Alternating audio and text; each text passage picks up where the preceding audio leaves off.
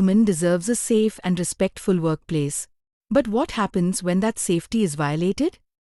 In 2013, India took a significant step forward with a law designed to protect women at work. Today, we are breaking down the Sexual Harassment of Women at Workplace Act 2013. What does it mean? How it protects you? What you can do if you face harassment?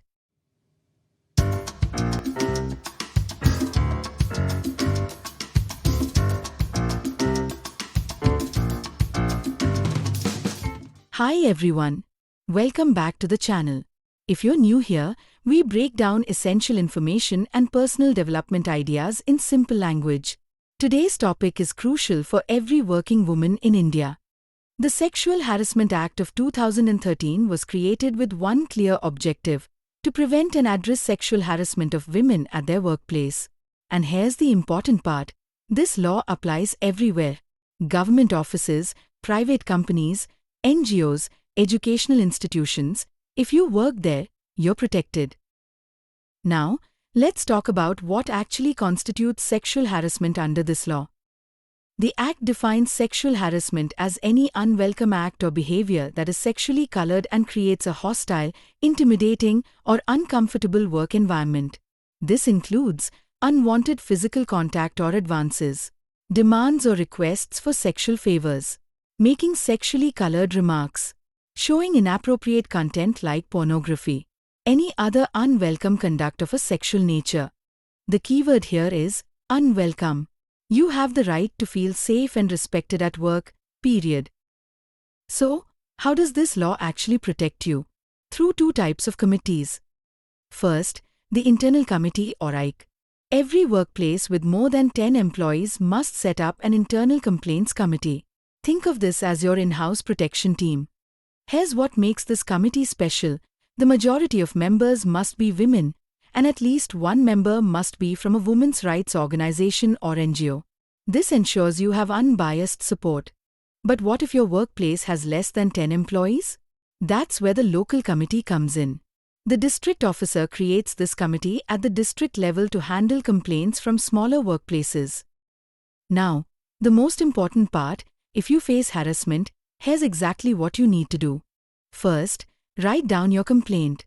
You can file it yourself, or someone you trust can file it on your behalf. Submit your complaint to the internal committee if your workplace has one, or the local committee if your organization has less than 10 employees. Important: you have 3 months from the date of the incident to file your complaint, or 3 months from the last incident if it's a series of incidents. Once you file, the committee conducts a fair inquiry. Both you and the accused get to present your case and evidence. The entire process is confidential. Your identity and the proceedings are protected. The committee must complete the inquiry within 90 days. In exceptional cases, they can extend it by another 90 days maximum. After the inquiry, here's what happens. The committee prepares a report with their findings and recommendations. If they find the accused guilty, they recommend appropriate actions to the employer. The employer must act on these recommendations within 60 days.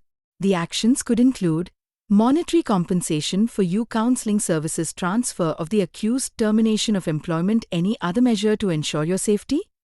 Here are two critical protections the law gives you. 1. Protection against retaliation.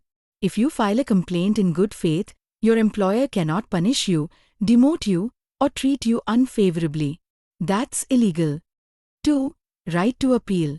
If you're not satisfied with the decision or the action taken, you can appeal to the appropriate authority. The Sexual Harassment Act of 2013 is more than just a law.